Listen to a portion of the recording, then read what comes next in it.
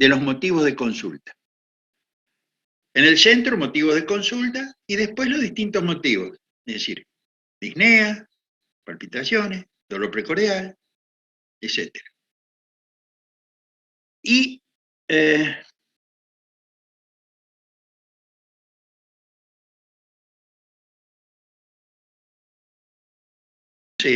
muy didáctico el hombre, a partir de esos videos ir extractando digamos, los conceptos, los conocimientos para ir armando el mapa conceptual. Pero resulta que como pueden armar nada más que 3 mapas conceptuales, si ahí utilizamos edema, por ejemplo, usamos síncope, que es el videíto que no se vio, bueno, utilizamos síncope, no nos queda para otras cosas.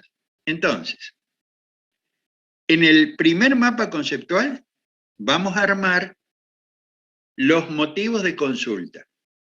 Y a partir de los motivos de consulta, ahora vamos a ver, vamos abriendo las patologías. Estos videitos que yo voy a ir poniendo van a servir como información para lo que vamos a ir poniendo en los distintos cuadritos, para ir creciendo el mapa conceptual. Pero con un solo mapa conceptual, el primero, es decir, motivo de consulta. Y ahí vamos abriendo las patologías y la información que vamos a ir teniendo en los videitos y en otras cosas que les voy a ir poniendo, ¿sí? Ese es un mapa conceptual. El segundo mapa conceptual va a ser de fármacos cardiovasculares. Fármacos cardiovasculares. Y ahí vamos a ir poniendo, ahora vamos a ver un ejemplo, todos los fármacos cardiovasculares, digamos su acción, su dosificación, sus contraindicaciones, para ir teniendo, porque se pregunta mucho sobre terapéutica. Le va a servir para terapéutica, le va a servir para clínica. Y por último, el tercer mapa conceptual va a ser para exámenes y procedimientos en cardiología.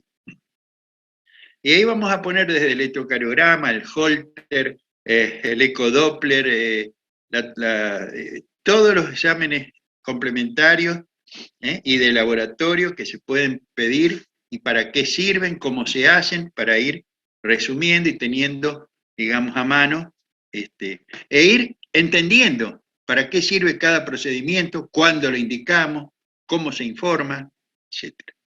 Esto va a implicar que ustedes trabajen, pero el trabajo de ustedes va a ser mucho más fructífero, porque ya no voy a hacer como el año pasado, hacer historia clínica, esto lo tenemos que dar ya por sabido, hacer un resumen clínico, hacer una historia clínica, ver un caso clínico, sí. Lo primero es ir armando los cimientos, a partir del motivo de consulta, para saber los diagnósticos diferenciales. Y ahí, en la medida que avancen las clases, vamos a ir armando las distintas patologías en la medida que ustedes vayan viendo el teórico, en la medida que vayan avanzando. Porque no podemos presentar un caso clínico con cosas que ustedes todavía no estudiaron, no repasaron. ¿tá? Entonces, esto me parece la forma más ordenada de hacerlo. Yo hoy les voy a mostrar 3 casos, para seguir con el tema de endocarditis. La semana pasada vimos algún ejemplo de valvulopatía, insuficiencia aórtica, estenosis aórtica. Ahora vamos a ver algunos casos de endocarditis, para que ustedes tengan la posibilidad de ver imágenes, porque este es el problema. No se puede describir algo en texto. Sí, se puede describirlo en texto, pero si no lo vemos, es muy difícil imaginar cómo es la cosa, verlo. Y hay un refrán que dice, más vale una imagen que 1000 palabras. Y esto es lo que yo insisto, en que vean imágenes, que reconozcan signos. Bien. Y después entonces de ver estos 3 casos, vamos a ver como ejemplo una charlita del doctor San Agustín que habla de edemas y me parece muy interesante cómo encaró la clasificación de los edemas, que esto nos ayuda para ir después haciendo el mapa mental donde ponemos edemas como motivo de consulta y cómo vamos abriendo edemas, cómo los clasificamos. ¿tá? Bien, Y también les voy a mostrar entonces por último cómo es la plataforma de Miro, y ya algo hecho como neumonía, el año pasado hice eso, me llevó un tiempito, pero, y cómo podemos trabajar con ese software Miro. Bueno, dicho esto, voy a comenzar entonces a mostrarles unos casos clínicos. Voy a compartir pantalla. Voy a compartir el audio.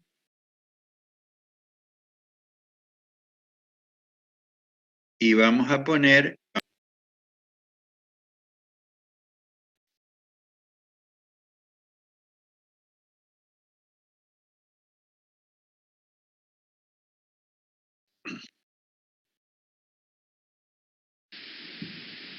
Hola María, ¿cómo estás? ¿Qué te trae por acá? Buen día, doctora. Anoche me despertó la falta de aire y eso me asustó. ¿Y es la primera vez que presentas esa falta de aire? No, doctora.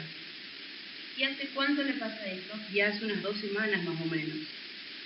¿Y a la noche usted coloca almohadas para dormir? Sí, y hasta a veces hay noches que tengo que dormir sentada. Y por las dudas, ¿notó sus pies y sus manos hinchadas? Sí, muy hinchadas. ¿Y presentó fiebre? Sí. ¿Tuvo tos? Sí, de semanas ya. ¿Cómo era esa tos? ¿Seca, con expectoración? Y noté que tuve catarros y eso me asustó. Y ahora, ¿usted tuvo alguna enfermedad antes? Sí, hepatitis C.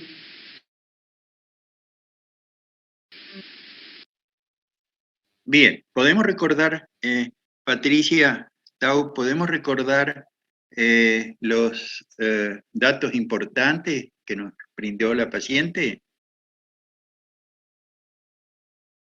Patricia. Sí. Bien. Sí. ¿No escucha? Estoy preguntando si usted puede resumir los datos importantes de este caso. ¿Quieren escucharlo de vuelta? ¿Sosa? ¿Agustina? Sí, Si quiere, los demás. Si quiere lo escuchamos de nuevo. No, lo escuchamos de nuevo. Escuchen, paren las antenitas, paren las antenas y traten de memorizar. ¿Cómo? Bueno, micrófono apagado. Traten de memorizar los datos que aparecen en este interrogatorio, porque si no podemos memorizar, esto es ejercitar la memorización. En la escucha de este interrogatorio, tienen que grabar, estos fueron los datos importantes. ¿Sí? Vamos a escucharlo de nuevo. Hola María, ¿cómo estás? ¿Qué te trae por acá? Buen día, doctora. Anoche me despertó la falta de aire y eso me asustó. ¿Y es la primera vez que presenta esa falta de aire? No, doctora.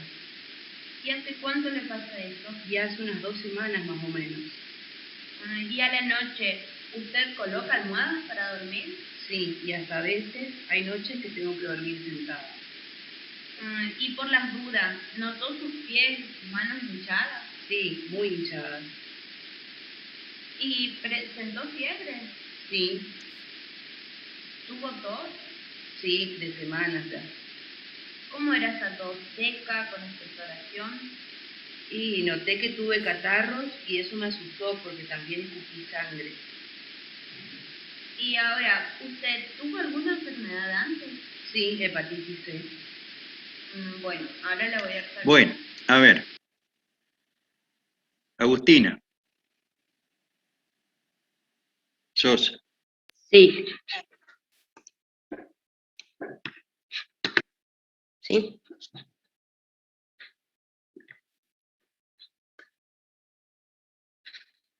¿Se me quedan petrificados ahí? ¿Congelados? ¿De miedo? No. Se había cortado aparentemente el internet. Bueno, cuente. Sí, anoté los datos. La paciente se presenta con una ¿Dónde lo disnea anotó? hace 2 semanas. Agustina, En un papel. en un papel. Sí. ¿Por qué no lo anota en una neurona?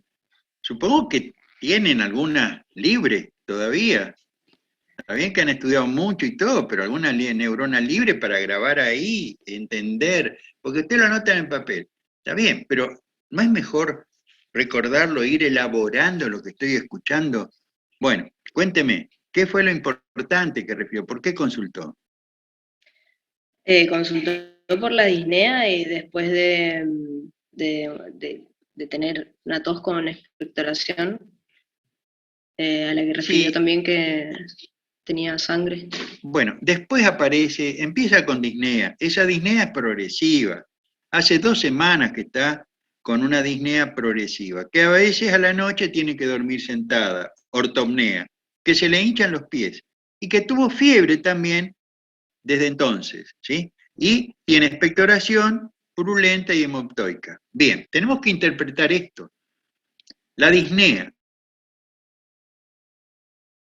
Después, cuando hagamos el mapa conceptual, ponemos disnea como motivo de consulta. La disnea, habíamos dicho, puede ser cardíaca, puede ser respiratoria, puede ser anemia, puede ser psicógena, puede ser acidosis metabólica. Ella tiene 2 cosas que podrían hacernos el diagnóstico diferencial. Tiene tos y expectoración y fiebre, y disnea. Eso podría hacernos pensar en una causa respiratoria, por ejemplo, una neumonía. ¿Ah? Pero también tiene edemas y tiene ortopnea. Ah, no. Entonces, el edema y la ortopnea no es muy compatible con la neumonía. Esto más bien me inclina a pensar que esto es de origen cardíaco. ¿Por qué? Fundamentalmente por el hecho de poner almohada, y la ortopnea. Ahora bien, si esto es de causa cardíaca, ¿qué hacen los edemas ahí?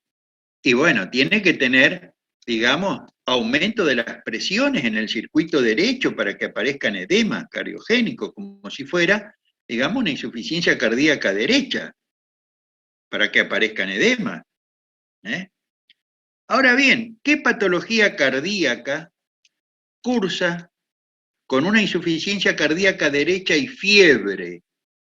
Ah, y ahí tengo que pensar, tengo que ir armando el rompecabezas y ver qué patología puede tener fiebre e insuficiencia cardíaca derecha. ¿Qué les parece? Bolino. Quiero verlo, Bolino. Doctor. Hace una insuficiencia cardíaca derecha y tiene fiebre de hace 2 semanas. Digo insuficiencia cardíaca derecha, ¿por qué? Porque tiene insuficiencia cardíaca, seguramente ortopnea y tiene edema distales, con fiebre.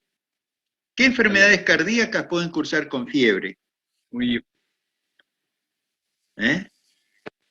Con Una fiebre, miocardite, una pericardite, una pancardite.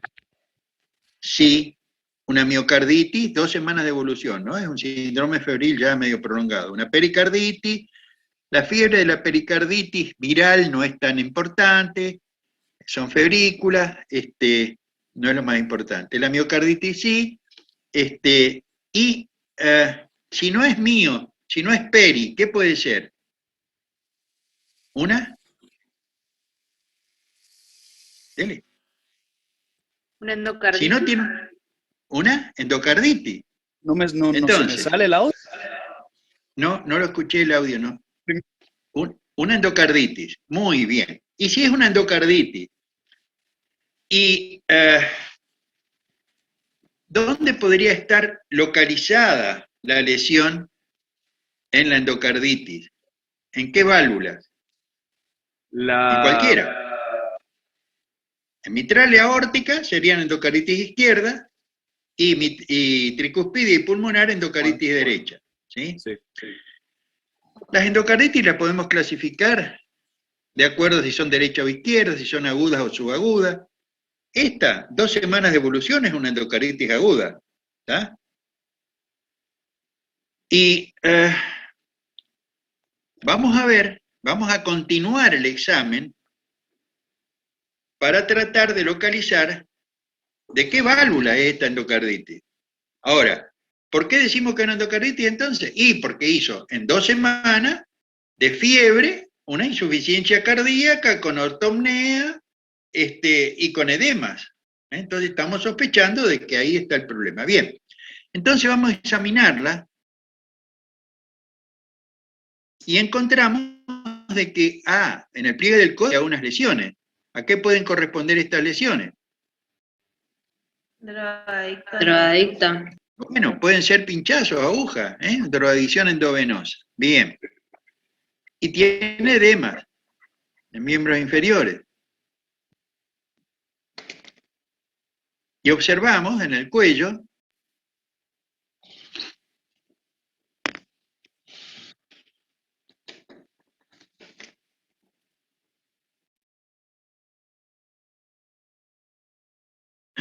Mariela Acosta, ¿qué estamos observando? Cuénteme.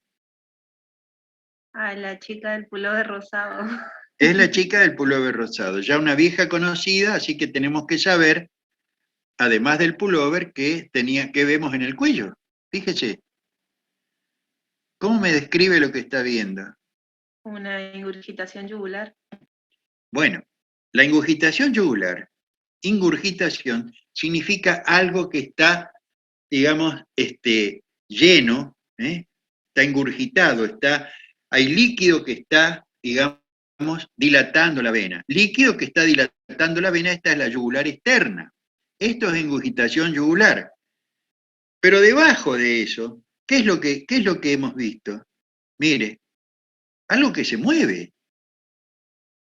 La ingurgitación yugular, cuando solamente es un aumento de la presión venosa, hay hipervolemia o aumento de la presión venosa, como por ejemplo una pericarditis constrictiva, un hemopericardio, hay ingurgitación yugular, pero la yugular está quieta, no pulsa, no late, la yugular superficial. Acá hay un latido.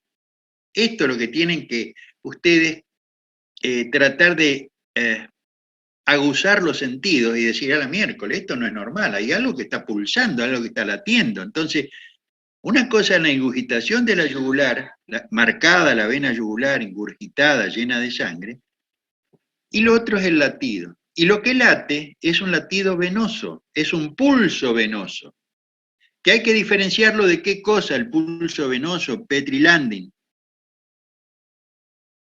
El diagnóstico diferencial de esto que hemos visto. ¿Cuál sería?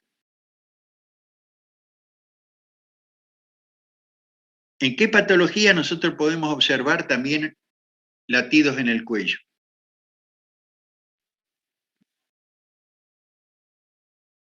¿En insuficiencia aórtica?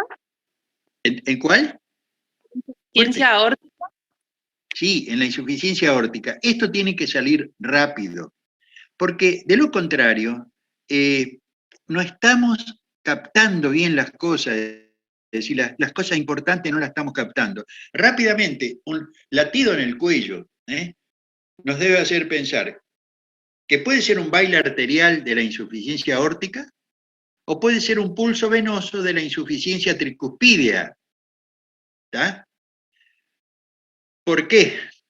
Porque si hablamos de una endocarditis, la endocarditis erosiona la válvula tricúspide y produce la regurgitación en la sístole ventricular derecha. Ustedes traten de entender, traten de imaginarse el corazón latiendo, esa válvula insuficiente, porque está erosionada por la endocarditis, y la sangre retrocede, vuelve a la aurícula, vuelve, digamos, al cuello, a las venas del cuello. ¿Tá? Y se produce la sístole, en cada sístole del ventrículo derecho se produce la regurgitación y el pulso venoso. Se llama un pulso CV, pulso CV, de la yugular interna. ¿Sí? ¿Puede ser que lo que se ve ahí en la chica sea una circulación colateral? No, lo que tiene no es colateral, lo que tiene es un aumento notable de las presiones, digamos, a nivel de la cava superior y de las venas. Esas venas están, digamos, con una presión aumentada. Es decir, la sístole provoca La ingurgitación yugular, el aumento de la presión venosa y el pulso venoso. ¿Está? Esto es lo que ustedes tienen que memorizar, cómo es la imagen de un pulso venoso. Y el diagnóstico diferencial con un baile arterial de la insuficiencia aórtica. ¿Lo puedo hacer mirando? No, lo voy a hacer por los antecedentes. En la insuficiencia aórtica probablemente no haya fiebre, porque es una incompetencia valvular, pero no atribuible a una endocarditis. En este caso, la palpación del cuello es la que permite descartar una insuficiencia aórtica. ¿Por qué? Porque en la insuficiencia aórtica, la presión arterial sistólica está muy alta, es un pulso Magnus, Zeller. Y el latido carotídeo nos va a dar una sensación de golpe en los pulpejos de los dedos, el latido va a ser palpable, nos va a producir un impacto en la sístole en el pulpejo de los dedos. ¿Por qué? Porque la presión es 170 milímetros de mercurio. En cambio, el pulso venoso, si palpamos, es un pulso blando, un pulso débil, no nos va a impactar en el pulpejo de los dedos, porque la presión venosa nunca es, digamos, igual a la presión arterial. Entonces viene la pregunta, ¿cuál es la presión venosa central? ¿Cuánto es la presión venosa central, digamos, normal o habitual, sujeto sano, molar sub, Nara? ¿Recuerda? ¿La presión venosa? ¿De 0 a 6? 0,6 ¿qué? Milímetros de mercurio. Bueno, el tema, vamos a empezar por ahí. Centímetros de agua, doctor. Claro. ¿Por qué en centímetros de agua? Porque cuando se mide la presión venosa central a través de un catéter central que va a la aurícula, ese catéter está unido a un frasco donde se está pasando suero fisiológico, solución fisiológica o glucosa. Si nosotros sacamos el catéter, digamos, del frasco, vemos que la columna empieza a bajar, a bajar, a bajar. Y medimos desde la línea axilar media hasta donde quedó la columna de agua. Y habitualmente son 10 centímetros, 8 centímetros de agua. ¿Está? En el caso la presión venosa va a estar más elevada, va a tener, qué sé yo, 20 centímetros de agua en cada sístole. Pero nunca 170 milímetros de mercurio. De manera que en la palpación uno hace el diagnóstico diferencial. El soplo se produce durante la sístole y es regurgitativo. ¿Sí?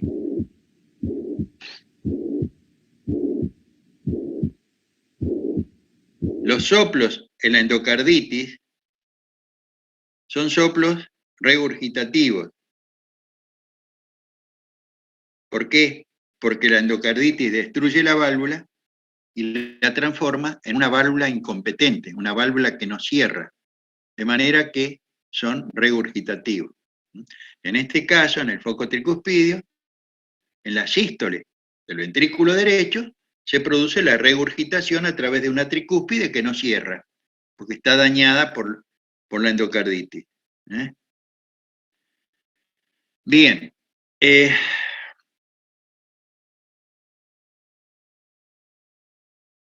¿Pero qué pasó? Pasó que esta chica comenzó con tos y con expectoración purulenta y hemoptoica.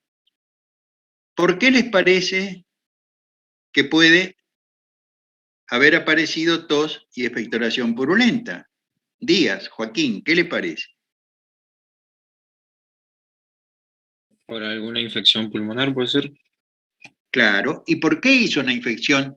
Hizo neumonía en el pulmón, focos neumónicos. Y puede ser porque se haya diseminado y haya llegado al pulmón, justamente al parénquima. Claro. Las endocarditis tienen manifestaciones embólicas.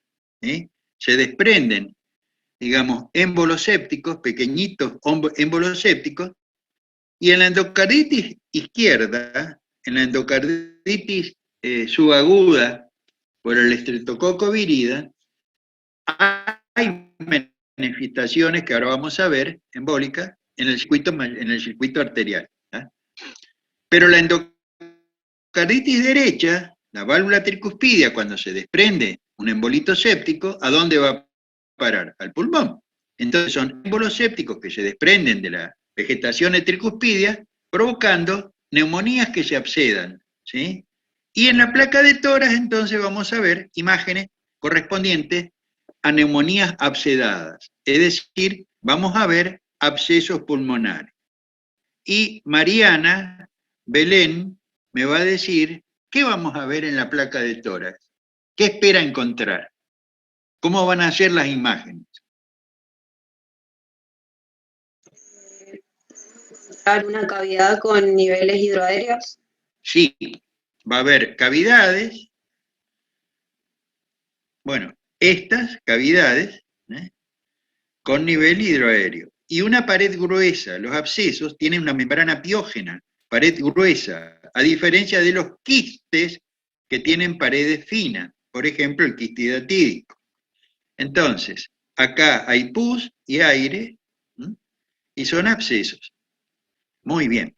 Y en el laboratorio hemos pedido hemocultivo, pedimos cultivo de la expectoración o de la secreción, y hemocultivo, y vamos a ver en el laboratorio que aparecieron desarrollo de Staphylococcus aureus. ¿Está? Ahí el antibiograma es importante para saber si son estafilometicilino resistentes o no. En el caso de una endocarditis en drogadicto, tenemos que pensar, digamos que es un cuadro muy grave, y vamos a comenzar un tratamiento para asegurarnos y cubrir también meticilinos resistentes.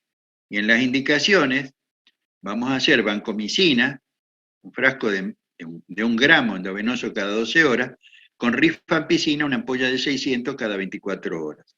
¿Está? Esto lo van a ver bien en terapéutica. Habitualmente este tratamiento se mantiene por 2 semanas, por lo menos, controlando la evolución del paciente. ¿Sí?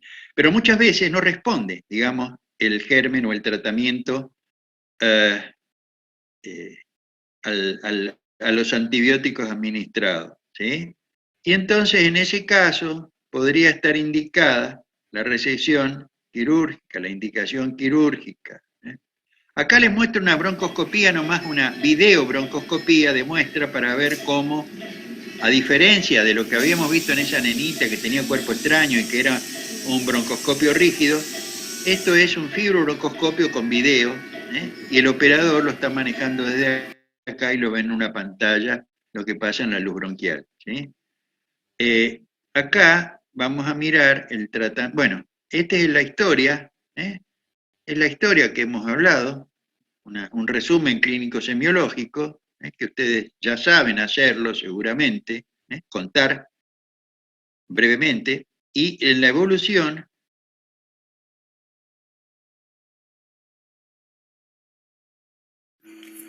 estamos viendo la válvula tricúspide de la paciente con una endocarditis severa. Podemos ver una gran vegetación en la válvula septal, con ruptura de las cuerdas, extensión de vegetación hacia la posterior y más vegetaciones en la válvula anterior. La idea es hacer una resección de toda esta vegetación y reconstruir la válvula. Reconstruir la válvula. Bueno, yo tuve una paciente hace unos cuantos años, hace ya el año 84, 85, Rosa Zenol, una chiquita de 15, 16 años tenía Rosa, y ingresó a terapia derivada de otro sanatorio, una chica que presentaba síndrome febril prolongado y daño multiparenquimatoso, daño multisistémico, tenía coagulación intravascular, insuficiencia respiratoria, fallo hepático, estaba ictérica, fallo renal, insuficiencia respiratoria, y en el sanatorio donde estuvo internada pensaron que era un aborto séptico, que era una hepatitis, bueno, se le tomaron hemocultivos y desarrollaron Pseudomonas. Se hizo asistencia respiratoria mecánica, diálisis, todo el tratamiento de sostén del daño multiparenquimatoso, y se utilizó polimixina B, antibiótico que hoy día, que después yo le voy a contar la historia, cómo lo sacaron del mercado, porque era muy barato, y para introducir la cefalosporina de tercera generación. Después les voy a hablar más adelante la historia de la polimicina, si me hacen acordar. Bueno, esta chiquita respondió el cuadro séptico, mejoró la fiebre, mejoró el cuadro séptico, pero después comenzó, digamos, con algunos picos febriles, edemas en miembros inferiores, ingurgitación yugular, y un pulso venoso que no era muy notable. Pero sí edemas en miembros inferiores, y tenía que dormir semisentada. Bueno, yo le escuchaba, digamos, un soplito a la derecha. Vino un ecografista, eran las primeras ecografías que se hacían ecocardio, y no eran ecógrafos muy, todavía no eran muy sofisticados, la cosa es que no les confirmó el soplo, pero la clínica era soberana, seguía con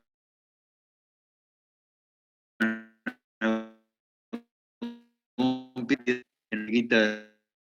tenía instituto, la obra social, y en Buenos Aires no le dan artículo a nuestra historia clínica y la internan en el servicio de ginecología pensando que la chica seguía con fiebre por el tema de un aborto séptico y la tenían ahí. Bueno, yo viajé a Buenos Aires, me peleé con la gente del sanatorio y me dio que exigí que se la derivara a cirugía cardiovascular.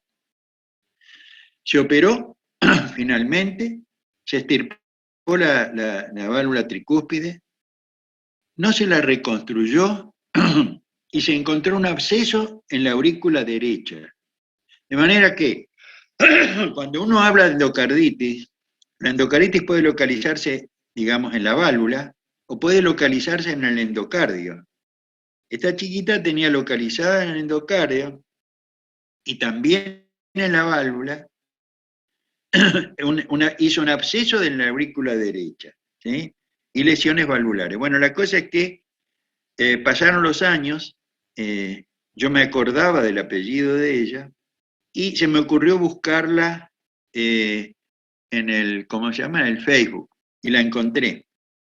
La encontré porque vive acá en Resistencia. El otro día la encontré bien, y me contó que después de aquella oportunidad, cuando volvió de Buenos Aires, yo la perdí de vista porque yo no atendía pacientes ambulatorios, atendía a los pacientes de terapia nada más. La siguió otro médico, y andaba bien hasta que presentó todos los signos de una insuficiencia derecha. Ahí sí me contaba que le tenía el latido, el pulso en el cuello, el hígado, la hepatomegalia le dolía, tenía un hígado grande, congestivo, tenía edema, se le hinchó la cara. Bueno, hace 4 años le hicieron un reemplazo valvular.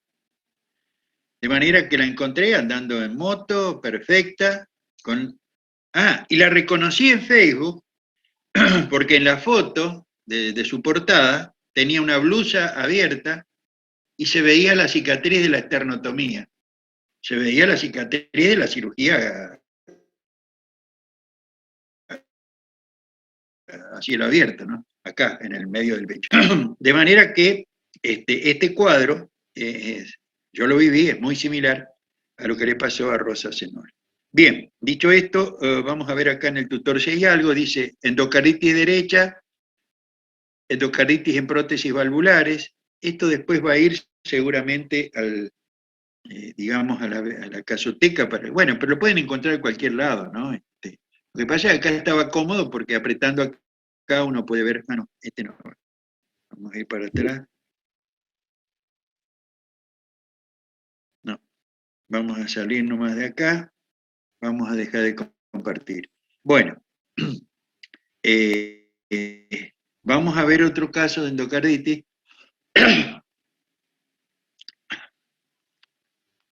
No sé por qué. Ahí está. Ahí compartimos película. Endocarditis infecciosa. Bueno, acá vamos a ver otro caso.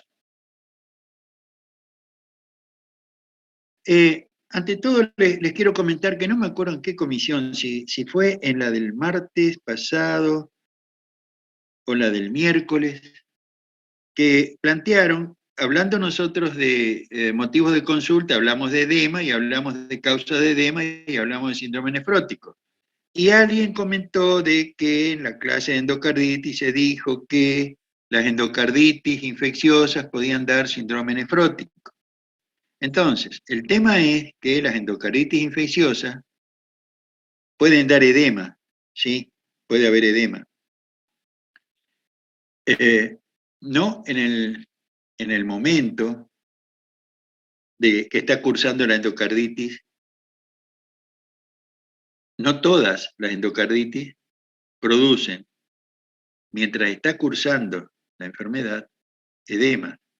En el caso de la insuficiencia tricuspidia, sí aparece una insuficiencia cardíaca derecha y aparecen edema. Pero los edemas son de origen cardíaco. No es un síndrome nefrótico. ¿Ah? Y cuando dicen endocarditis infecciosa, hay que aclarar muy bien qué endocarditis infecciosa. Si es derecha, si es izquierda, si es aguda, si es subaguda. Lo que sí es que en la endocarditis infecciosa,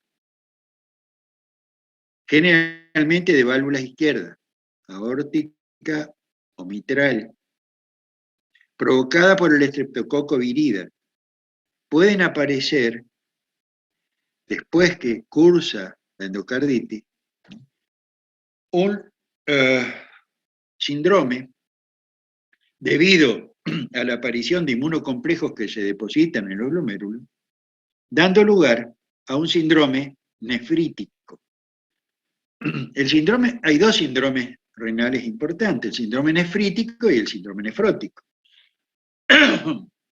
Es decir, la glomerulonefritis, llaman algunos, y la glomerulonefrosis. La glomerulonefritis generalmente da un síndrome nefrítico, caracterizado por hipertensión, oliguria, hematuria y edemas, fundamentalmente en rostro, y es una glomerulonefritis post-estreptocócica que se suele ver en niños que tienen infecciones por estreptococo virida, como la glomerulonefritis o otras afecciones provocadas por el estreptovirida. En cambio, hay también cierta proteinuria, pero no al nivel del síndrome nefrótico.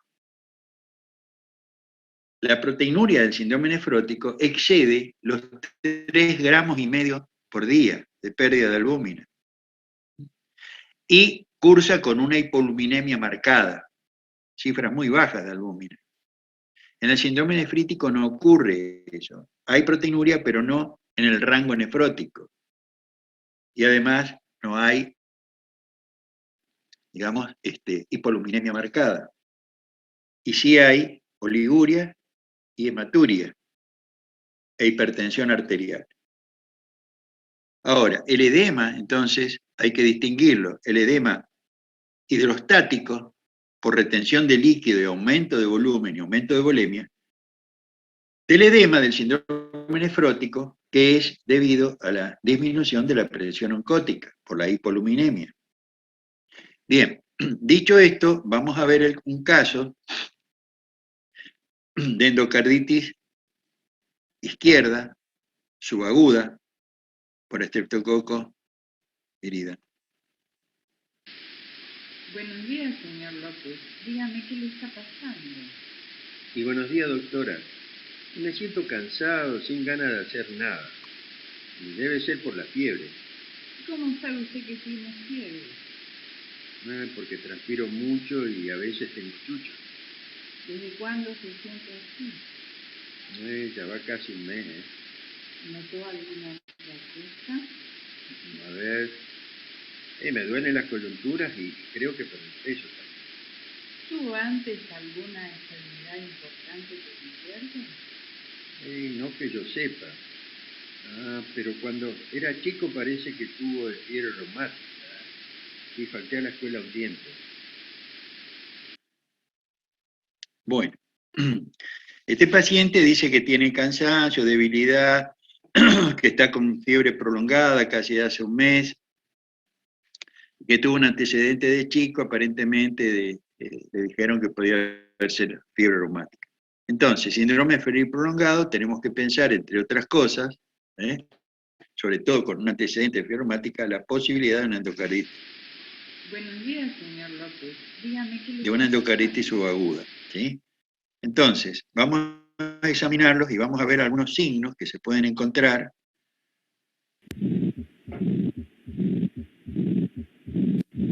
Bueno, primero, un soplo. Yo en el práctico anterior que grabé, hablé de rufutatá. La onomatopeya del rufutatá es el soplo diastólico que aparece en la estenosis mitral. Cuando esta válvula, él podía haber tenido un rufutatá por una estenosis, ¿sí?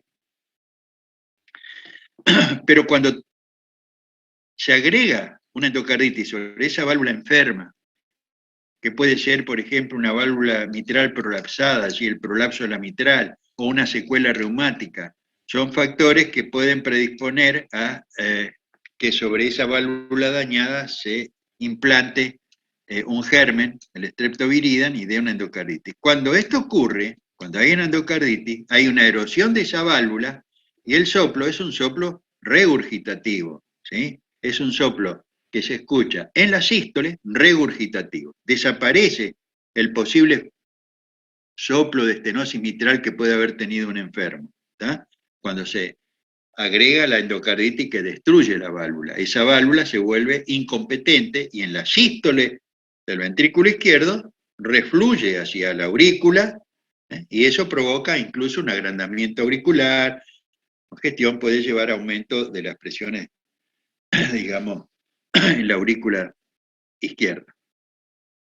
Y esas vegetaciones en la válvula mitral pueden desprenderse y dar lugar a manifestaciones embólicas a distancia, ya sea al cerebro, embolias sépticas, o bien, como vamos a ver acá,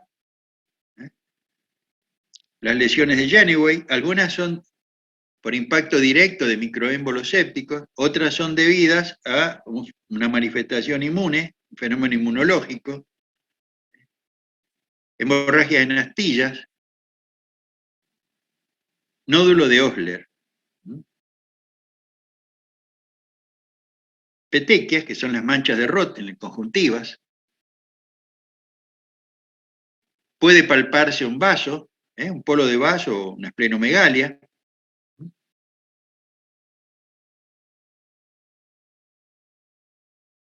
No, este es el soplo. Bien.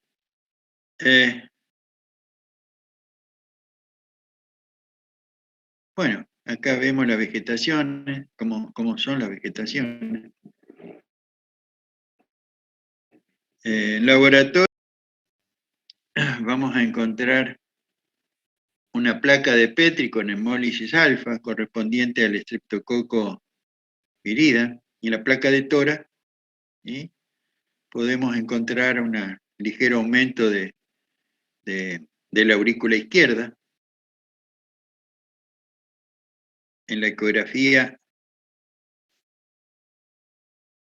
Corte longitudinal, 90 grados, a nivel del esófago inferior, que permite identificar las cavidades izquierdas del corazón.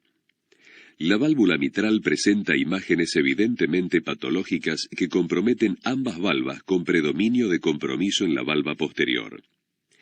Estas imágenes corresponden a vegetaciones inflamatorias móviles y laxas sobre la cara auricular de las valvas. Rotando el plano de corte a 90 grados, desaparecen las imágenes de vegetaciones, ya que se encuentran a un nivel inferior en la estructura de la válvula mitral. Sin embargo, se hace evidente la presencia de un flujo turbulento y excéntrico que corresponde a insuficiencia mitral. En el mismo plan de corte se identifica la válvula aórtica sin vegetaciones, con una mínima pérdida central. Retomando el corte longitudinal en el mismo nivel del esófago, se observa con menor claridad el flujo regurgitante, pero en cambio, se identifica la vena pulmonar superior izquierda de gran importancia para valorar la severidad de la regurgitación mitral. Se coloca el volumen muestra del Doppler pulsado dentro de la vena pulmonar para identificar el flujo de la misma. La señal Doppler espectral del flujo de la vena pulmonar superior izquierda revela inversión de la onda de flujo sistólico, signo específico de insuficiencia mitral de grado severo, que en esta ocasión es secundaria a endocarditis infecciosa. La regurgitación durante la sístole. Entonces recuerden que en las endocarditis los soplos son de regurgitación. Bueno, acá también habla, bueno, para atrás.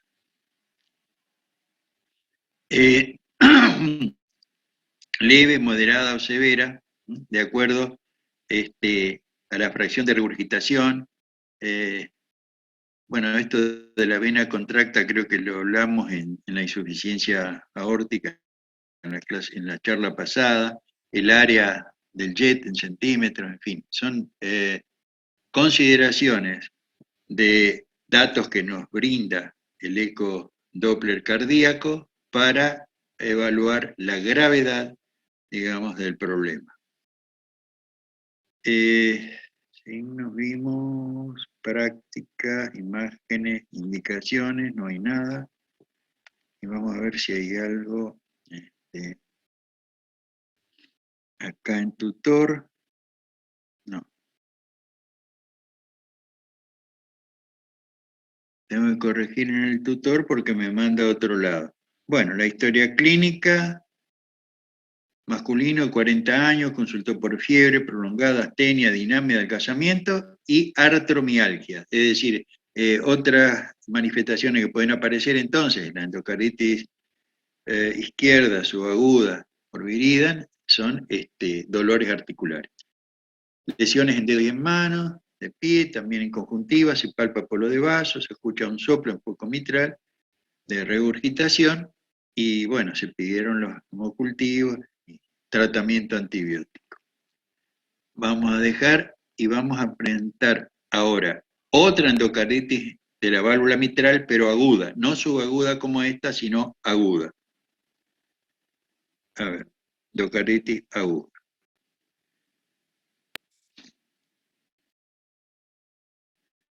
Entonces dijimos que aguda era la drogadicción, en la enferma que tenía la endocarditis tricuspidia, vimos un viridan, una subaguda de la mitral, y ahora vamos a ver una aguda de la mitral en un chico joven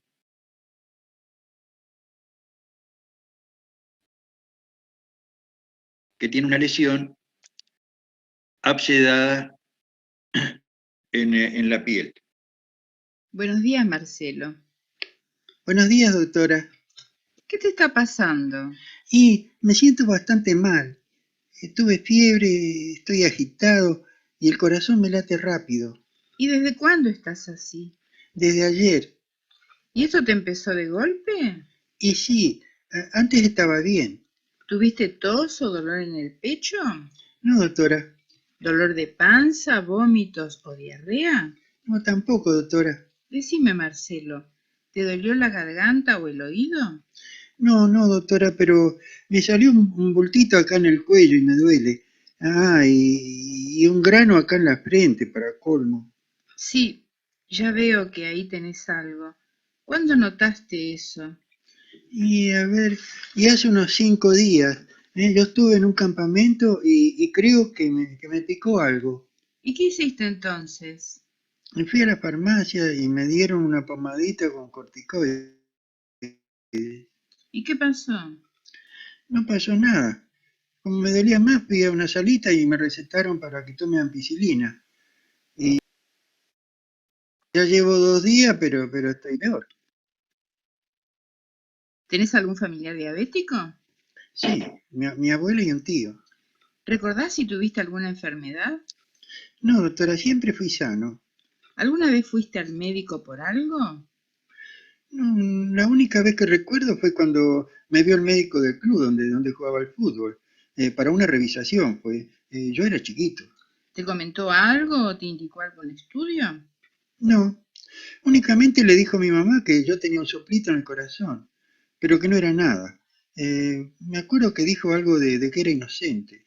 Por último, ¿notaste bultitos en otro lado? No, doctora. Bueno, te voy a revisar. Bueno, ¿recuerda, Lobato, que contó este muchacho? Sí, doctor, que tenía fiebre, palpitaciones, que fue de inicio agudo, y bueno, la presencia de un bulto en el cuello, un grano en la frente. Perfecto. Bien, vamos a ver algún signo. Tiene un absceso en el cuello, una tumoración que puede ser una después, sí, no sé, en digestivo probablemente veamos tumoraciones en el cuello, que es una región medio de nadie, porque puede ser respiratorio de una escrófula, es decir, una adenitis tuberculosa, una adenitis inespecífica, puede ser hematológico, un linfoma, puede decir, y en este caso la sospecha es que es una adenitis, digamos, inflamatoria, infecciosa, en relación a el absceso que tiene en la frente.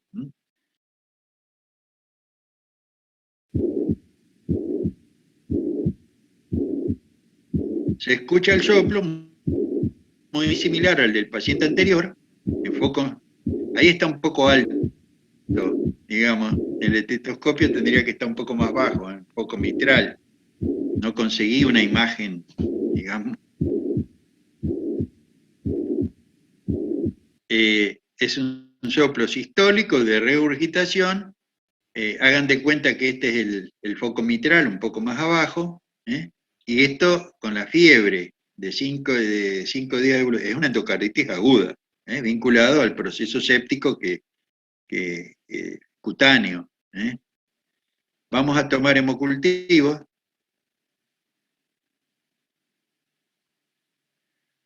Tiene un eritro de 75, tiene leucocitosis, probablemente neutrofilia, y acá también aparece un Staphylo aureus. Entonces, la anterior que habíamos visto era una subaguda, tenía un mes de evolución, más de un mes de evolución. Streptococcus viridans, ¿sí? Manifestaciones embólicas como las que hemos visto. En este caso es una endocarditis aguda, por estáfilo. Bien, imágenes. Bueno, no hay muchas modificaciones. En el eco dice prolapso severo de la válvula posterior. Acá quiero mostrarles en esta ecografía cómo se ve el prolapso de la válvula mitral, que es un soporte o es una condición anatómica para la posibilidad de que se establezca un germen en una bacteriemia, que se establezca un germen y haga una endocarditis, digamos, sobre una válvula enferma. En general, son sobre válvulas que tienen algún defecto, ya sea reumática, prolapso de la mitral, y acá insuficiencia mitral, como en el anterior.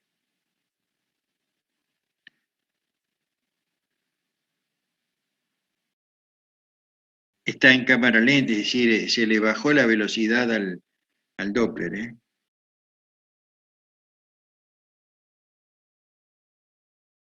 Hay vegetaciones, ahí se ven las vegetaciones.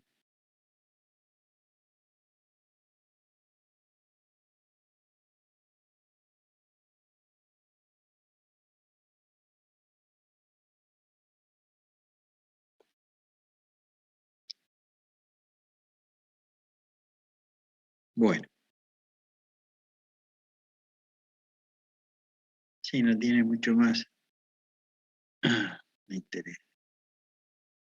Vamos a ver, bueno, un electrocardiograma donde se observan extrasístoles. Bueno, todavía no vieron electrocardiografía, pero fíjense que viene un complejo, otro complejo, y acá, en este, no hay onda P, ¿sí? Y acá hay una pausa. Esto es una extrasístole, ¿eh? Una extrasístole probablemente supraventricular. Bueno.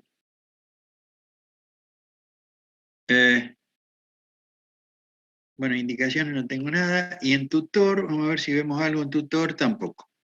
Ah, sí. Entonces, habla de que la endocarditis infecciosa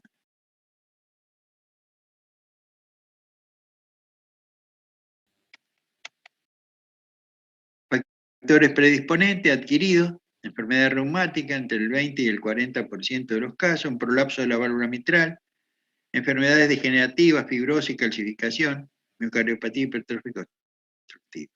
O bien, congénito, como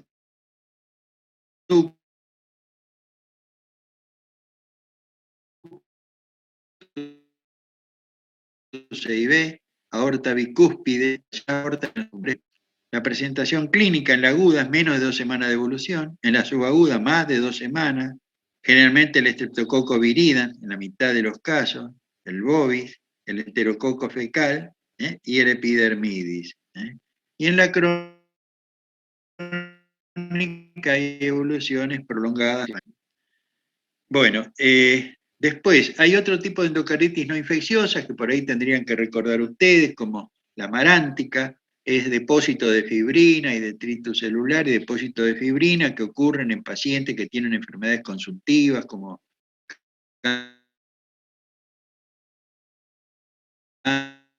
cáncer, tuberculosis, enfermedad crónica, está vinculada al lupus. Bien, vamos a dejar de compartir y vamos a ver si puedo entrar al Miró para mostrarles de qué se trata el Miró. A ver, primero voy a ver si podemos ver lo del doctor San Agustín con su charla sobre edema. Vamos a ver. Acá está.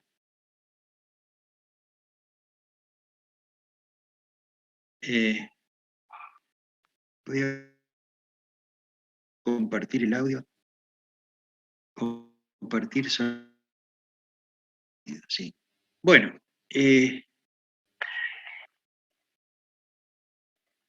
el edema, que es un signo clínico que se caracteriza por el acúmulo de líquido intersticial en el organismo, provocando un aumento de volumen de los tejidos, una hinchazón, una tumefacción. A veces este edema lo podemos medir de forma objetiva porque no solo por el aspecto visual o por lo que te dice el enfermo, sino porque con una cinta métrica puedes ver el aumento de volumen o porque puedes objetivar un aumento de peso. Otro signo que es importante valorar es lo que llamamos fobia, que puede ser positivo o negativo. Se dice que hay fobia positiva cuando al apretar en la zona de edema con el dedo queda como una abolladura o una depresión en la zona en la que has presionado con el dedo y que tarda como mínimo unos 5 segundos en recuperarse. En este caso diríamos que es fobia positivo. El edema puede ser generalizado, puede ser una nasarca, que sería un edema por todo el cuerpo, o puede ser un edema localizado en alguna alguna parte concreta del cuerpo. Además de esto que he comentado, es interesante saber la fisiología de base de la formación del líquido intersticial y también la fisiopatología que puede provocarlo para entender un poco las causas. O sea, será mucho más fácil deducir las causas, aprenderlas y luego saberlas buscar en la práctica si conocemos la lógica que hay detrás de esto. Entonces, voy a utilizar este dibujo para explicarlo de forma rápida. Aquí tendríamos un capilar. En el capilar la sangre va bajando desde la zona arterial hacia la zona venosa, no entro en detalles, y hay una presión hidrostática. Esta presión hidrostática hace, digamos, hace que se exprima la sangre hacia las partes laterales del capilar y hay unos poros, unas porosidades entre las células endoteliales capilares a través de las que puede pasar líquido e ir formando el líquido intersticial. Entonces, esto que pasa va a ser agua, va a haber una cierta cantidad de proteínas, pero bueno, las células sanguíneas, glóbulos rojos, blancos y plaquetas no van a pasar proteínas de gran tamaño, pasarán las proteínas más pequeñas, y esto será el líquido intersticial. Claro, conforme va avanzando el paso de la sangre a través del capilar, podemos deducir que irá disminuyendo la presión hidrostática, y además irá aumentando la presión osmótica, porque irá pasando parte de las proteínas, irán pasando hacia el líquido intersticial, y concretamente aumentará la presión oncótica, que es la que se debe a las proteínas. Entonces, ¿qué ocurre? Pues que al final del capilar pues se irá reabsorbiendo por ese motivo parte del líquido. Probablemente en un día se filtran unos 20 litros de sangre y se reabsorben por la parte final del capilar unos 17 litros. Queda un exceso de 3 litros de líquido intersticial que se irá drenando a través de los vasos linfáticos que tienen esta forma de dedo de guante, que a su vez tienen unos poros y unos sistemas valvulares. Esto, si quieres ampliar, puedes ver el vídeo que hice sobre sistema linfático. ¿Qué ocurre? Pues que si tenemos claro este esquema, pues podemos deducir que el aumento de acúmulo de líquido intersticial se podrá producir o porque aumenta la presión hidrostática, que puede ser porque falla el corazón y entonces la presión hacia atrás a nivel venoso pues vaya aumentando y entonces eso haga que aumente el líquido intersticial.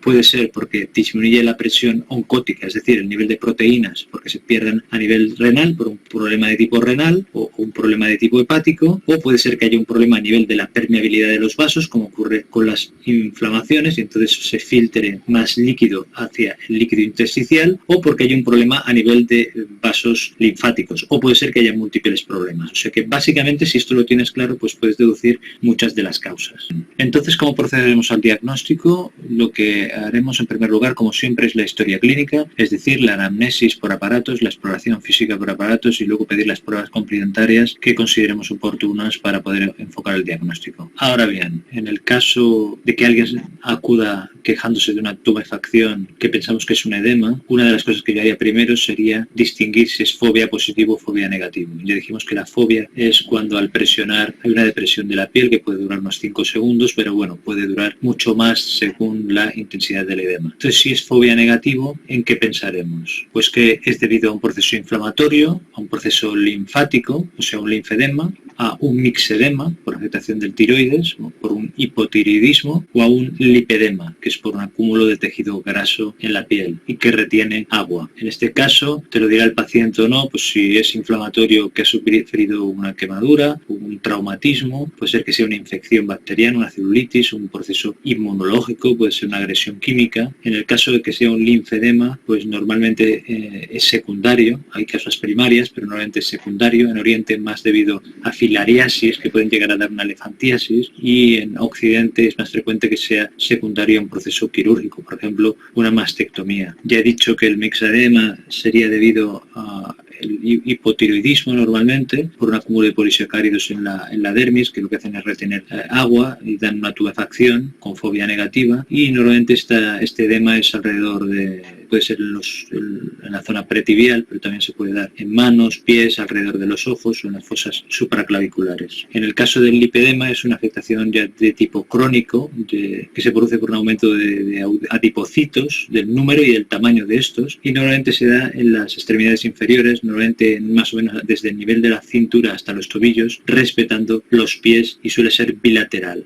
Se da casi exclusivamente en mujeres y tiene un componente hereditario, y puede ser que se dé en caso de una mujer que sea obesa, pero también se puede dar en mujeres que sean delgadas y las que presenten esta alteración del tejido adiposo. Entonces, en los casos en los que el signo de la fobia sea positivo, ¿en qué pensaremos? Pues puede ser una causa idiopática, es decir, que no sabes el origen, que normalmente suele ser en mujeres, pero la causa quizá más frecuente es la causa venosa, ¿no? Por alteraciones estructurales, por obstrucción de las venas, por aumento de la presión hidrostática y por otras causas que iremos viendo. Otro aspecto que es interesante saber es la rapidez con la que se ha instalado este edema, si ha sido un inicio muy lento, muy insidioso, o si ha sido un inicio más o menos rápido en varios días por una descompensación de alguna patología previa, cardíaca, renal, hepática, o si ha sido un proceso muy agudo, por ejemplo, como una trombosis venosa profunda, una celulitis infecciosa o un traumatismo. Todo esto forma parte de la historia clínica y nos ayudará a establecer el diagnóstico. Entonces, ¿cómo podríamos proceder al diagnóstico diferencial? Normalmente, si el paciente se queja por un edema inicial, suele ser en las extremidades inferiores. Entonces, aquí podríamos distinguir entre si es simétrico o asimétrico, como hemos comentado antes. Entonces, realmente si es simétrico puede ser una primera fase de una descompensación que pueda dar lugar luego a un edema generalizado. O sea que esto lo trataremos después. Entonces, aquí me centraré más bien en si es una extremidad inferior en primer lugar y si es de tipo asimétrico. En primer lugar veremos si ha sido agudo o no ha sido agudo. Si ha sido agudo, normalmente puede ser por un traumatismo o por una agresión, entonces normalmente el paciente te lo dirá, pero tú tienes que preguntar, o por una cirugía reciente, que también habrá que preguntarlo. Ya hemos comentado antes lo de la mastectomía, pero normalmente esto no sería en extremidades inferiores, sería en la extremidad superior, pero en extremidades inferiores también puede haber habido una intervención que dé un edema. Tienes que descartar una trombosis venosa profunda, que normalmente irá con dolor en el gemelo y aumento de su diámetro de la temperatura. Y después esto también hay que distinguirlo porque a veces se puede confundir con una rotura de un quiste de Baker que está en la zona del hueco popilíteo y a veces se puede romper y confundir con una trombosis venosa profunda. En el caso que el proceso haya sido de un inicio menos agudo, un poquito más insidioso, en el caso de que sea fobia negativo, ya hemos dicho antes el diagnóstico diferencial, normalmente será un linfedema, o sea, una causa linfática que tendrás que investigar, aunque a veces se pueden superponer la causa linfática y la venosa. Pero bueno, si es negativo pensaremos normalmente en una causa linfática, aunque también habrá que tener en cuenta el tema del mixedema, del lipedema. Lo que pasa es que el lipedema será normalmente bastante aparente u otras cosas inflamatorias, pero que normalmente serán más agudas y que son los traumatismos o agresiones que hemos comentado antes. En el caso que sea fobia positivo, pues tenemos que distinguir pues la insuficiencia venosa crónica, ahí habrá úlceras, varices, hiperpigmentación de la piel. Puedes encontrarte con flebitis, verás un cordón doloroso, con eritema y dolor localizado, o puede ser casos de erisipela o de celulitis, en los que no verás esto, sino que se verá una zona enrojecida. Ya hemos dicho que en el caso de insuficiencia cardíaca también podría haber un edema en extremidades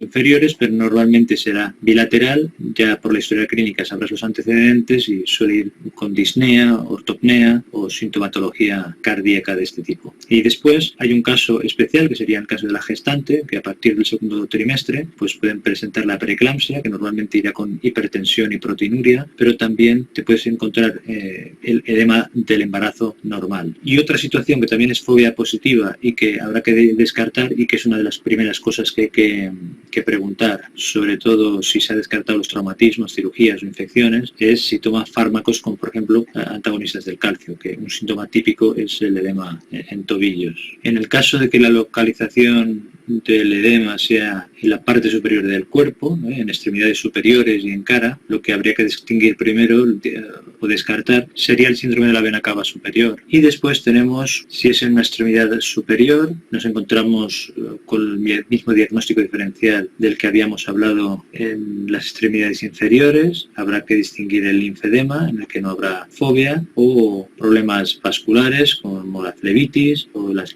linfangitis, erisipelas, celulitis. O sea, se aplican más o menos lo mismo que en extremidades inferiores. Y en el caso de que sea en la cara, hay que hacer diagnóstico diferencial, por ejemplo, con el angioedema, que puede ir con urticaria, que normalmente es característico en el labio, por la zona de la cara, y que puede ser que es de tipo alérgico, o si hay una proteinuria intensa de más de 3,5 gramos de pérdida de proteínas en orina, pues habrá que distinguir el síndrome nefrótico. y otra situación que puede dar también en cara es el mixedema del hipotiroidismo. Y también puede haber celulitis, erisipelas. En el caso de ya edemas generalizados, porque ha habido una mayor descompensación o porque afecta la patología a todo el organismo, pues aquí habrá que distinguir el hipotiroidismo, que hemos dicho que podía dar edemas en distintas partes del cuerpo, lo que llamamos mixedema, que es fobia negativo y que se debe a un acúmulo de mucopolisacáridos en la dermis, que retienen el agua y dan esa tumefacción. Es característico el mixedema pretibial, pero también puede afectar a la fosa supraclavicular, puede afectar a manos y pies, pero también a nivel de la cara alrededor de los ojos. Aquí, como ya comentábamos, hay que distinguir afectaciones cardíacas, cardiopatías como la insuficiencia cardíaca congestiva, pericarditis, cor pulmonale, también las insuficiencias renales, el síndrome nefrótico, problemas hepáticos, cirrosis, también problemas de mala absorción a nivel digestivo o de malnutrición, por decir, de ingesta de proteínas. Por supuesto, también hay casos en los que los fármacos pueden dar esta situación de tumefacción. Hemos hablado de los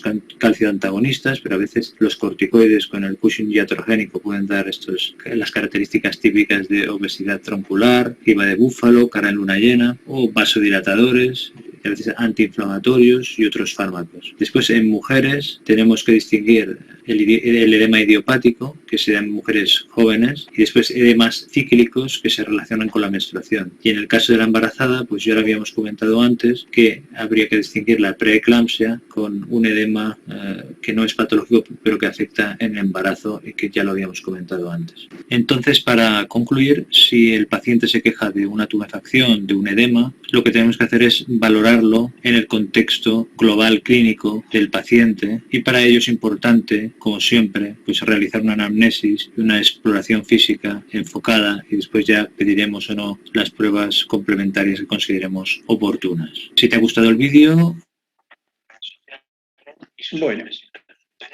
Bueno, el tema es, le traje esto para que ustedes vean las distintas maneras de clasificar. Entonces, cuando hagamos el mapa conceptual, se puede, digamos, ir abriendo vías a partir del, digamos, del cuadrito donde pongamos motivos de consulta, edemas, y ahí abrir.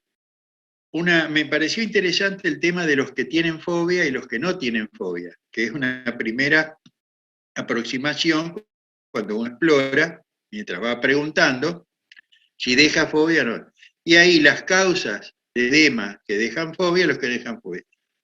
Después está el tema si son simétricos o asimétricos, si son localizados o generalizados, es decir, hay distintas formas de clasificar. Bueno, ahí va a venir el ingenio de ustedes, cómo armar un mapa conceptual, ¿sí?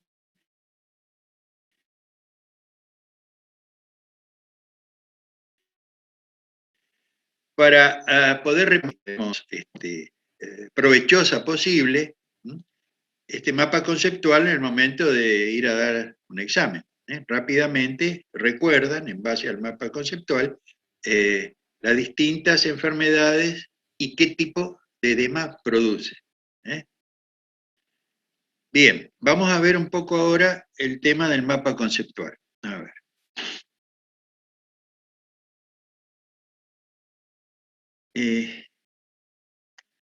¿Cómo hago para encontrarlo ahora? Fundación.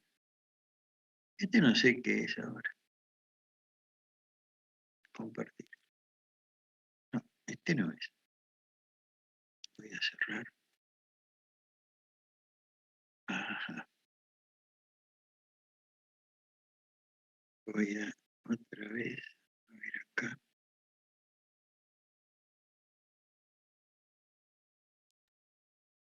No.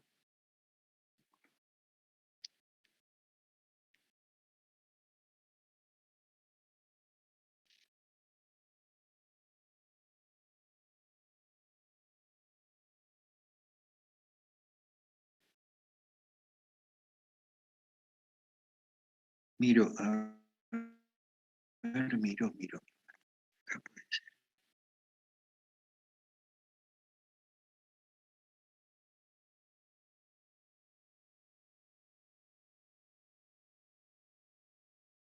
Ahí está. ¿Están viendo? ¿Miró? ¿Se ve? ¿Díaz? ¿Joaquín? ¿En qué andamos? No, todavía no se ve. ¿Cómo no se ve? ¿No se ve esto? Ahora sí, ahora sí. Bueno. Ahí dice, Leandro Rafael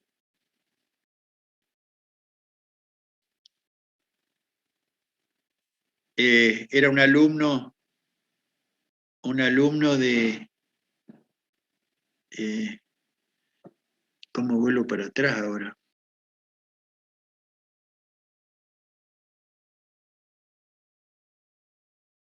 Ahí está. Era un alumno de años anteriores que utilizó mapa conceptual para desarrollar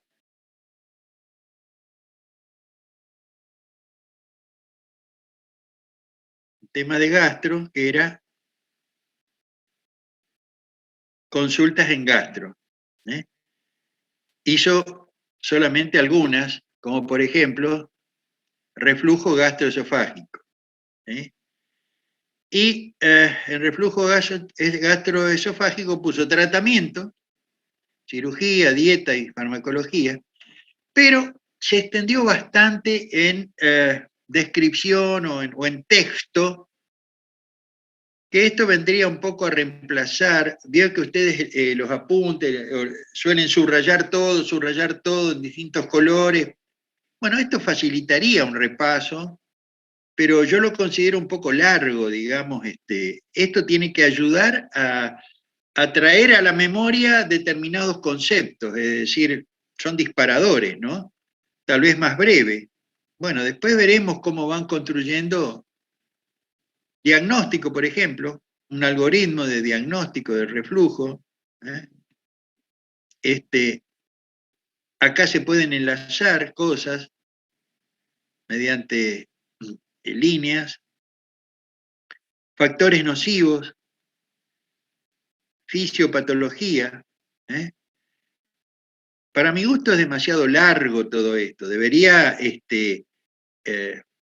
pocas palabras, traer a la memoria, digamos, lo que uno ya recuerda o lo que uno ya estudió. Porque si no, es volver a repasar el libro, ¿no? Es decir, un poco más ordenado, pero...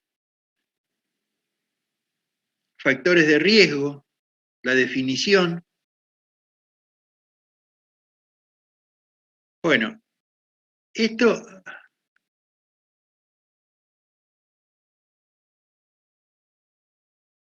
sigue con disfagia.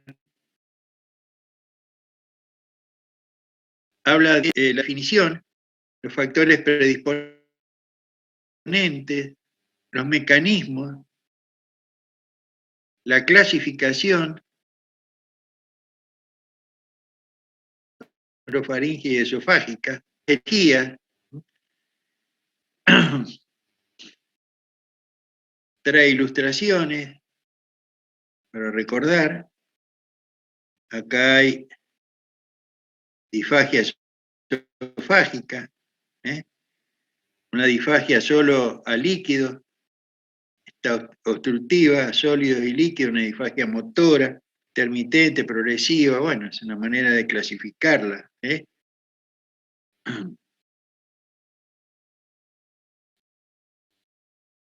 Está interesante, es decir, más que nada el trabajo de elaboración del mapa conceptual es lo que permite de que uno vaya, investigue y fije mejor los conocimientos al tener que hacerlo. El proverbio chino es decir, si te lo cuento, mañana te lo olvidás. Si te lo muestro, es probable que algo lo recuerdes más tiempo. Ahora, si lo haces, ahí sí vas a recordarlo mucho tiempo. Si lo haces, es decir, al hacerlo, uno lo entiende, uno tiene que elaborarlo. No es lo mismo que si el profesor me lo cuenta. El hecho de yo tener que hacerlo. Bien. Y después acá, bueno, habla de disfagia, y acá habla de vómitos, la definición, la cuantificación, la patogenia. Esto es interesante porque las vías aferentes, esto es interesante porque se preguntan los exámenes, entender un poquito esto, las causas y los tipos de vómitos, y para hacer el diagnóstico. y el tratamiento también. Está interesante. Bueno, la idea es que ustedes, como son 10 en la comisión, trabajen en pareja. Es decir, cada pareja va a ser van a trabajar sobre los motivos de consulta, ¿sí? Pueden elegir el motivo que se les ocurra, tienen que ir completando todo el mapa mental de motivos de consulta. Edemas, dolor precordial, ¿sí? Todos los motivos de consulta. Y trabajen en pareja, y cada pareja va a hacer su mapa conceptual. Y después veremos cuál es el que está mejor, cómo lo han encarado, y esto va a servir para la nota en el examen de la ERA.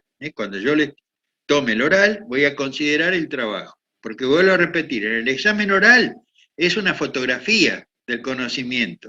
Es una foto donde sale nublada, porque están nerviosos, porque está la mente en blanco, porque han dormido poco, porque se alborota. Sí, ahí es muy difícil evaluar el conocimiento y el trabajo y el razonamiento de un alumno. En cambio, el trabajo que han hecho, la manera de presentarlo, todo esto es un video, digamos. Y además yo voy a ir preguntando, en los prácticos voy a ir preguntando cómo le van quedando los conceptos. Bien, vamos a ir para atrás, a ver si puedo, consultas en gastro. ¿Cómo puedo hacer para ver acá? Esto. Voy a ir a Clínica Doctor Honorat, a mi, digamos,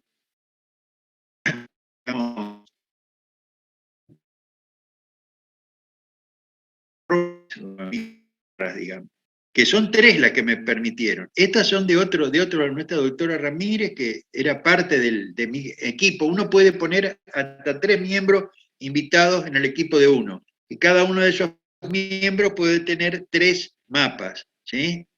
3 mapas. En este caso, yo tengo un mapa de neumonías, había hecho, les muestro, un mapa de neumonía, donde acá estaba la clasificación de las neumonías, adquirida la comunidad, aspirativa, atípica, etc. Y de acuerdo al germen, hongos, bacterias, virus, en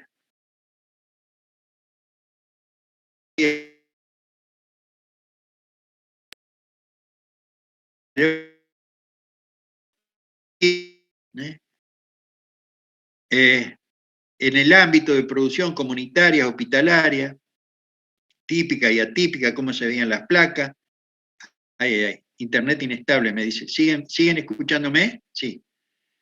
Bueno, de este otro lado, de acuerdo al huésped, inmunocomprometido o inmunocompetente, autosuficiente, dependiente, tratamiento ambulatorio, hospitalario, sala común, cuidado intermedio, terapia intensiva, por qué van los pacientes a terapia, cuándo, todo. En fin, todo lo que ustedes vayan poniendo como información interesante, después esto se recuerda y se repasa con más facilidad, digamos, ¿no? Laboratorio, por acá abajo, complicaciones, empiema, shock séptico, fallo multiorgánico, absceso pulmonar, de manera que la colección de estos mapas conceptuales va a ser una cosa muy interesante para repaso para el examen, pero a su vez el trabajo de elaboración va a hacer que ustedes recuerden mucho mejor las cosas.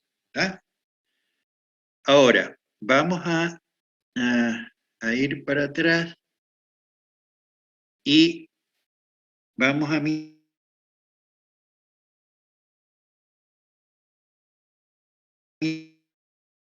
mirar cómo, yo empecé acá vemos de fármacos cardiovasculares para que se vayan agregando cosas. Esto, digamos, van a tener que hacerlo ustedes, crear un mapa conceptual para fármacos. Esto es una muestra nomás cómo podrían hacerlo.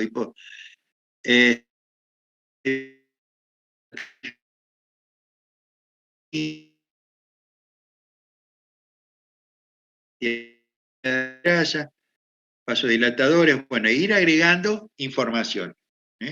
Mecanismo de acción, dosis, formas de presentación o formas farmacéuticas, edición inyectable, comprimido, es decir,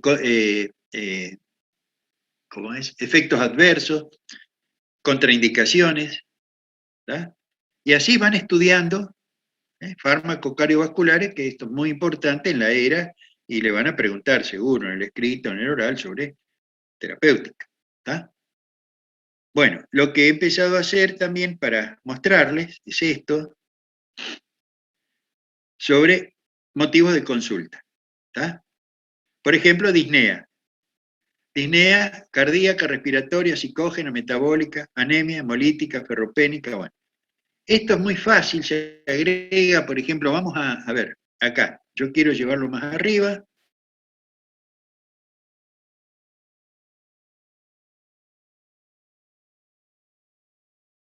No, ahora no me sale. No me acuerdo. Uno puede moverlo. Ah, no. Ah, qué tonto, tengo que editar. Acá puedo agrandar, achicar la letra, cambiar la letra, bueno. Pero yo acá lo que quiero es agregar, por ejemplo, disnea de origen cardíaco, y vamos a poner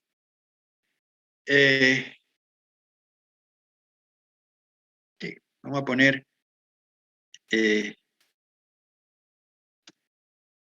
insuficiencia cardíaca. Vamos a poner, a ver.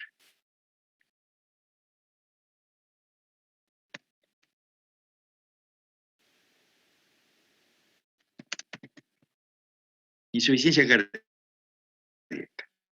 Lo quiero poner en negrita.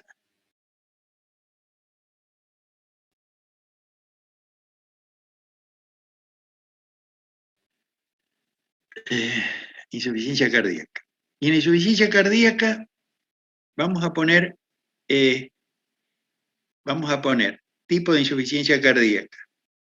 Vamos a poner por cardiopatía isquémica.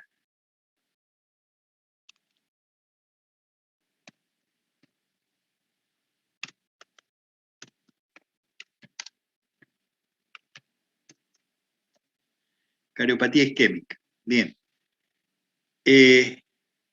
Vamos a buscar otra, cardiopatía hipertensiva.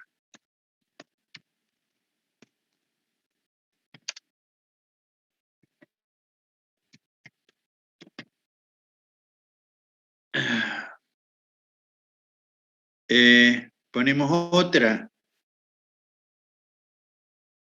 Vamos a poner cardiopatía dilatada. O miocardiopatía dilatada, bueno.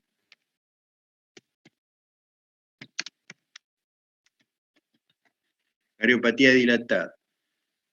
Por acá, de cardiopatía dilatada, voy a poner enfermedad de Chagas.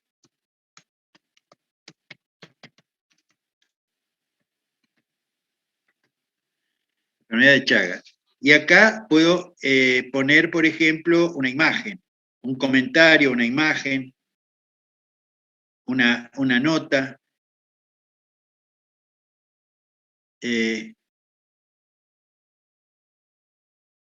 Puedo hacer así, por ejemplo. Agregarle una imagen. A ver, tenía que buscar acá frame, una página web. Puedo poner una tabla, un chart, le llaman. Puedo poner otro mapa mental, acá, y se me abre otro mapa mental. Buscar imágenes en Google, y ahora no me acuerdo dónde buscaba yo las imágenes de mi, ¿cómo es? No, no.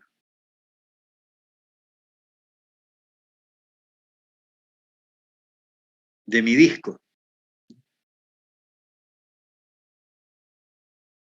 Agregar imágenes. Frame. A ver, acá era. Esto era. Acá está. Una imagen vía URL del Google Drive, puedo bajar, y de mi computadora.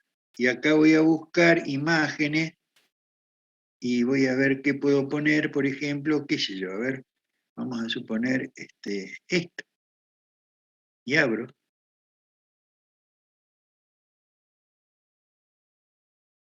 Está tardando un poquito y me puso la imagen. La puedo poner donde quiera. Puedo vincularla con una flecha. En fin, puedo ir construyendo, digamos, a ustedes les va a resultar fácil manejar la herramienta porque está en inglés, ¿no? Pero es fácil de entender. Yo de todas maneras, en el aula, en mi aula, en el aula multimedia, le puse un videíto con un instructivo para registrarse en Miro y cómo empezar a crear el primer mapa. Están a las explicaciones, pero hay muchos tutoriales en YouTube sobre Miro, porque es una herramienta muy utilizada, pueden mirar tutoriales, ¿sí? Bueno, la idea es que ustedes vayan utilizando esto para crear el primer mapa mental sobre motivos de consulta, ¿eh? Y agregan los motivos de consulta de los que ya hemos hablado, ¿eh? Y a partir de ahí van generando un mapa mental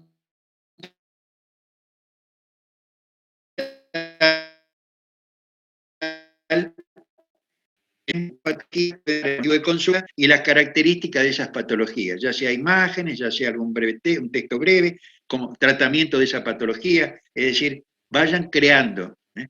Y después vamos a evaluar entre todos, vamos a ir quedándonos con los mejores. Y esas notas van a ser consideradas en el oral, la calificación. Además es entretenido hacerlo, porque los obliga a estudiar, pero a estudiar y a pensar cómo organizar el conocimiento, cuáles son los datos importantes, ¿sí? Y van a ir recordando, digamos, las enfermedades de otra manera. ¿Ah? Voy a borrar lo que hice. Esto se borra yendo todo para atrás. Tuc, tuc, tuc. Ahí arriba. Voy borrando. Y ahí ya no puedo borrar más. Tal vez esto tenga que borrarlo. Delete, debe decir delete, delete. Esto voy a poner delete y lo borra. Bien. Y acá, export this board. Se puede exportar y se puede salvar como un PDF. O bien, la otra cosa que se puede hacer y que seguramente les voy a pedir es primero salvar como un PDF para que después en la tarea, en la plataforma, se le ponga, bueno, enviar como PDF el mapa mental correspondiente a motivos de consulta, por ejemplo. O bien, se puede la URL, ¿sí? Y enviar la URL. Esto vamos a ver cómo se puede hacer, qué es lo mejor. Bueno, ustedes me van a ir enseñando, a su vez, lo que vayan descubriendo, del manejo, nos vamos a ir poniendo expertos en Miro. Y les puedo asegurar que ya sea saber manejar, de armar PowerPoint, ustedes el día de mañana, cuando estén en la rotación por las 4 clínicas, en el PD, ¿cómo se llama? PFO, la práctica final obligatoria, le van a hacer dar clases o dar charlas, y más en la residencia, cuando hagan la residencia, y lo que se utiliza habitualmente es el PowerPoint. Pero yo creo que con esto se pueden dar charlas muy amenas y muy organizadas, utilizando también mapas conceptuales o mapas mentales. Por ahí estuve leyendo que hay un método de aprendizaje que es aprender enseñando. Tiene un nombre propio, no me acuerdo del método de no sé quién, no es muy, digamos, muy complicado, sino aprender enseñando. ¿Y enseñando a quién? Y a la vecina, a alguien, no sé, a un chico, a cualquiera. Tratar de enseñarles, digamos, qué son los edemas, cuáles son las patologías que lo producen, tratar de enseñar a otro, ¿sí? Se llama método de no... Después le voy a poner por ahí, porque puede ser interesante decir que uno trata de enseñar. Claro, si yo aprendo algo y lo puedo enseñar bien, quiere decir que después al profesor que me toma el examen, y le voy a enseñar lo que conozco, ¿tá? Y es una manera de ejercitar el examen oral, que es donde más tienen dificultades, en los orales. Se quedan ahí, les nubla todo. ¿Mm? Bien. Nos vemos entonces el miércoles de la semana que viene. Hoy tuvieron voy a dejar de compartir esto. ¿Tuvieron alguna clase esta semana, alguna clase teórica? ¿Lobato? Sí, doctor, dimos electrocardiograma hoy. Electrocardiograma. Bien. ¿Toda la clase fue de electrocardiograma? Sí, dimos todo lo normal. Ajá. Bueno. ¿Y qué otra clase tienen para esta semana, sabe? Creo que vamos a seguir con el electropatológico. Ajá. Bueno, es conveniente que cuando ustedes vayan a un teórico ya hayan leído antes un poco el tema, ¿no? Entonces pueden entenderlo mejor. Yo, para el sábado, les voy a hacer un pequeño cuestionario para ir calificándolos. La calificación para la ERA van a ser en base a los cuestionarios, ¿sí? Los que pueden dar la ERA y los que no están en condiciones, de acuerdo al cuestionario. Parecería que se aprueba con 6 los cuestionarios. ¿Tá? No sé cómo es el reglamento, si pueden tener, no sé, pero nos van a pedir seguramente, como en la era pasada, que los califiquemos, ¿no? Yo quiero hacerlo a través de cuestionario porque es lo más objetivo, ¿tá? Y esto que estamos hablando de la participación de ustedes con los mapas mentales y después las preguntas que yo vaya haciendo en el práctico, eso va a ser un concepto que yo anoto en mi planilla para tenerlo en cuenta para el examen oral. ¿Tá?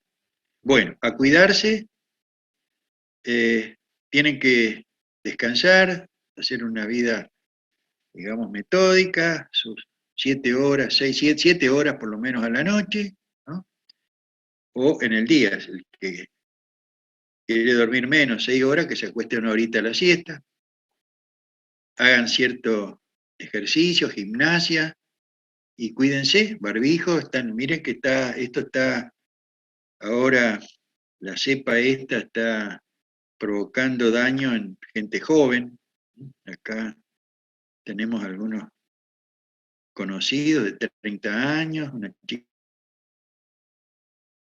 de 20 y pico, está medio bravo el asunto. Así que a cuidarse y a estudiar con ganas, tratando de entender lo que estudian, y me van a contar la semana que viene o me pueden sorprender mostrándome algunos mapas conceptuales que ya han ido elaborando con respecto a los motivos de consulta.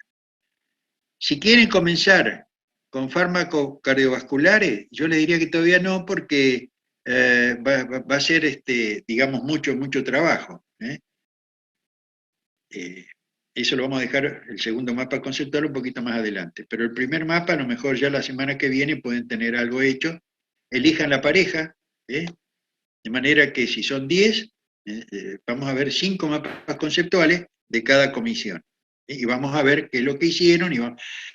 Ahí pueden intercambiar, puse en el foro, creo que de mi habla, que en ese foro pueden intercambiar la experiencia de lo que están haciendo. Alguna duda que tenga alguno, le pregunta a otro y se ayudan entre ustedes para ir elaborando lindos mapas conceptuales. Bueno. Profe, ¿los grupos tienen que ser 2 de la misma comisión? A ver, como quieran, pero yo decía de la misma comisión porque, digamos, no sé,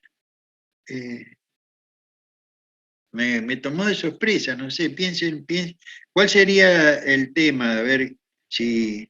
Yo decía, porque si, por ejemplo, la comisión, usted es de la... ¿de qué comisión es usted? 27. No, yo hice así la pregunta en general nomás, como para saber. Bueno, por eso, pero si es de la 27, por ejemplo, y me hace uno con la comisión 30, y no van a estar los dos en la misma aula y pudiendo defender su mapa, y es decir, yo diría que sean de a dos de la misma comisión, ¿sí?